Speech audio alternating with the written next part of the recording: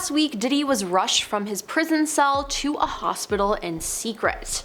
But why? Well, this is what we know so far. Sources confirm that he was transported to a nearby hospital about 10 p.m. to undergo an MRI. Now, the medical scan was authorized because his knee was bothering him, citing the rapper's long history of knee issues after he ran the New York Marathon, a source said. Now, the insider added that the hospital visit was done late at night in order to avoid drawing attention from the inmates or prison staffers. Now, Diddy did not stay overnight and was taken back to his cell after the MRI concluded, the source said. A Bureau of Prison spokesperson told the Post, "For privacy, safety, and security reasons, we do not comment on the conditions of confinement for anyone in our custody, to include medical status or medical trips." Law enforcement sources said that they were given a heads up about what occurred though, just in case it was leaked and they would have chaos. Now, I'm gonna be honest, this doesn't sound too serious to me. Now, Diddy has been in jail since September 2024 for running a crime ring for decades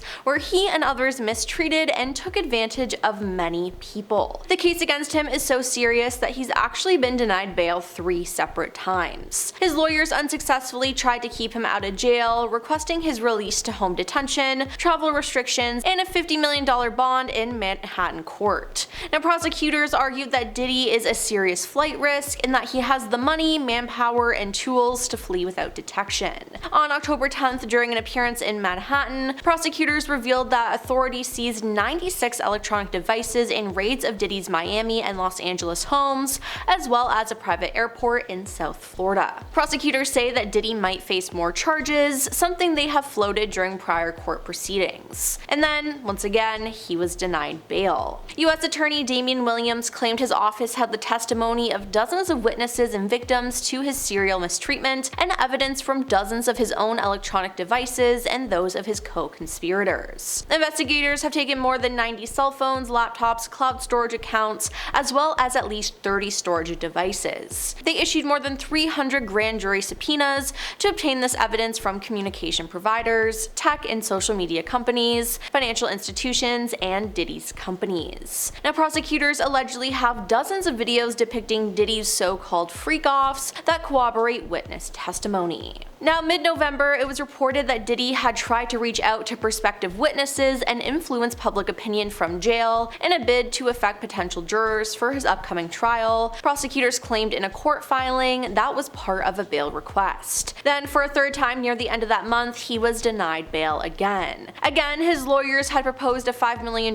bail package that they said would ensure the rapper did not flee or try to intimidate other potential trial witnesses. Now, in a bail hearing, the judge said the court finds that the government has shown by clear and convincing evidence that no condition or combination of conditions will reasonably assure the safety of the community. Given the nature of the allegations in this case and the information provided by the government, the court doubts the sufficiency of any conditions that place trust in Diddy and individuals in his employ, like a private security detail, to follow these conditions. So, yeah. Diddy's still in jail, and his trial is set for May 5th, 2025, so we'll just have to see what comes out of that. But Diddy is not a fan of being in jail though, as he has repeatedly complained about the conditions. In October, it was reported that he'd been assigned to the special housing unit, where he is reportedly forced to sleep on the floor. Sources told Radar Online that the disgraced mogul has also refused to eat the food in jail because he feared it would be tampered with. Now, it's also reported that the other inmates taunt the rapper with the lyrics from his songs. It's also been said that Diddy is sad and lonely while in prison, according to the psychiatric team who see him every day, as quoted in a report by the Daily Star. According to prison expert Larry Levine, Diddy is currently having difficulty adjusting to life behind bars and receives daily visits from a group of psychologists. The specialist stated that his mental health is being given priority in an interview with the Trial of Diddy podcast. He isn't really under watch for being at risk of taking his life, but there are people visiting him multiple times a day,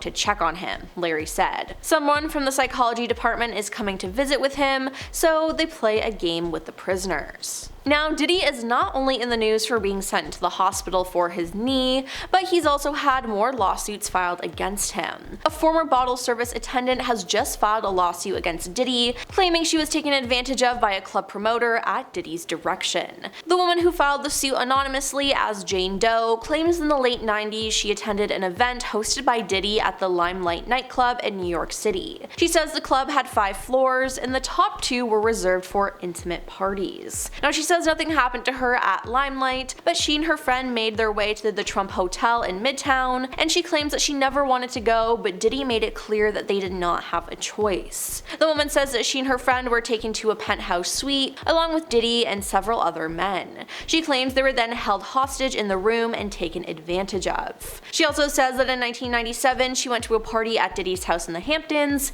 after a friend told her she could earn $2,000 as a bottle service attendant. She claims she was given substances and taken advantage of by Diddy's associates at his direction. Now, she also says that she recalls seeing Combs fully naked at one point and witnessing another man being intimate with him. Now, a second lawsuit was also just filed by another woman, also a Jane Doe, claiming that she was taken advantage of twice, first by Diddy and then by others at his command. Now, this woman is actually friends with the other Jane Doe because it says that she and a friend were at Limelight and ended up at Trump's hotel. Now, she claims that while in the penthouse she was taken advantage of by a security guard while Diddy watched. Not to mention, just last week, another lawsuit was filed by a John Doe. Now, he had aspirations of becoming a rapper and singer, and in 2015, the 23-year-old was scheduled to open for a popular music artist at a series of Los Angeles nightclubs, including QC's 2020. Now, prior to his performance, he was told that Diddy would be there, and that if the performance went well, Diddy would consider signing him to Bad Boy Records. It went well, and he then met Diddy backstage, where he was then given substances unknowingly. This John Doe then drifted in and out of consciousness, witnessing Diddy and his entourage being intimate with each other,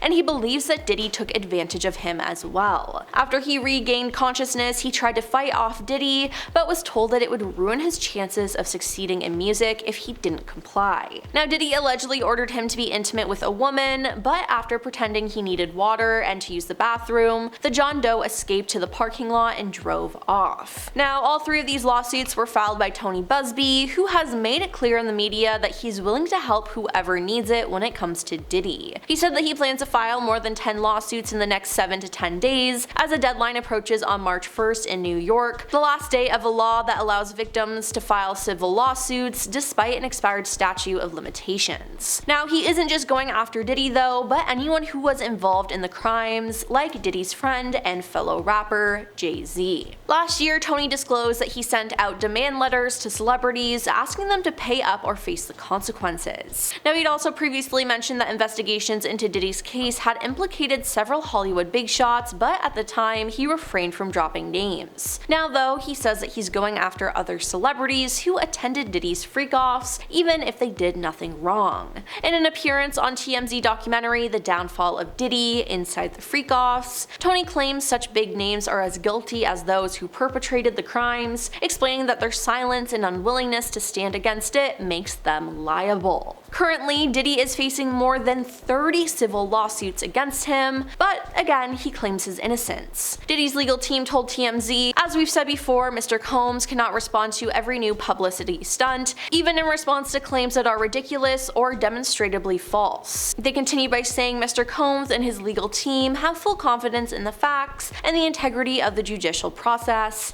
In court, the truth will prevail. Well, that's all for our Diddy video today. What do you think about this whole situation? Let us know your thoughts in the comments down below, and don't forget to like and subscribe to our channel. I'm your host, Emily, and we'll see you next time. Peace.